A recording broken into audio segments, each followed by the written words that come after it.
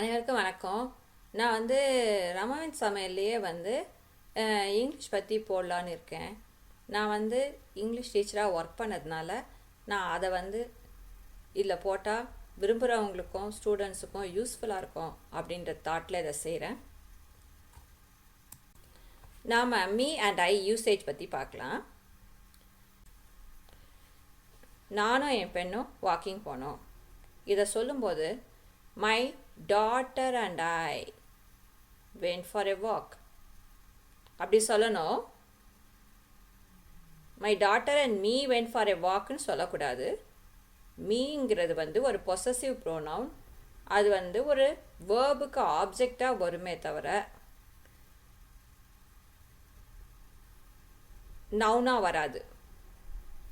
So my daughter and I, my daughter and me வராது. இப்போ நீங்களும் நானும் கிராமர் டிஸ்கஸ் பண்ணுறோம். You and I R discussing grammar. இப்போ உங்கள் ஃப்ரெண்டு கையில் நீங்கள் சொல்கிறீங்க, போன வருஷம் நம்ம ஷாப்பிங் போனோம் இல்லையா அப்படின்னு சொல்லிட்டு. அது எப்படி சொல்வீங்கன்னா, you and I went for shopping last year, remember அப்படி சொல்லணும். ஸோ அந்த மீ அப்படிங்கிறது என்னிடம் அப்படின்ற மீனிங்கில் தான் வருமே தவிர நான் அப்படின்னு வராது. நான்னா ஐ தான். ஆனால் அந்த ஐயை முதல்ல யூஸ் பண்ணக்கூடாது. ஐ அண்ட் மை டாட்டர்னு சொல்லக்கூடாது. அதுவும் தப்பான யூசேஜ் தான்.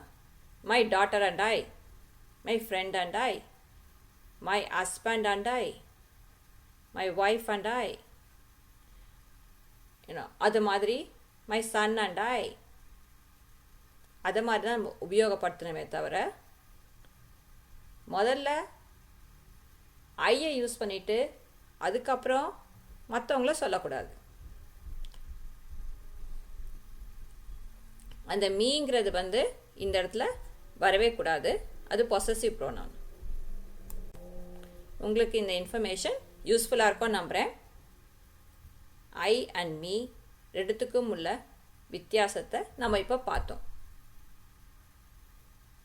உங்களுக்கு இந்த இன்ஃபர்மேஷன் உபயோகமாக இருக்கும் அப்படின்னு நான் நம்புகிறேன். உபயோகமாக இருந்தால் லைக் கொடுங்க. நீங்கள் என்ன ஃபீல் பண்ணுறீங்க அப்படிங்கிறத எனக்கு சொல்லுங்கள். யூசேஜ்க்காக இந்த வீடியோ போட்டிருக்கேன். ஸோ நம்ம இதை போல் யூசேஜஸ் பற்றி நிறைய பேசலாம். ஸ்போக்கன் லாங்குவேஜில் கிராமர் பற்றியும் டிஸ்கஸ் பண்ணலாம். இன்னொரு வீடியோவில் பார்க்குறேன். பாய்.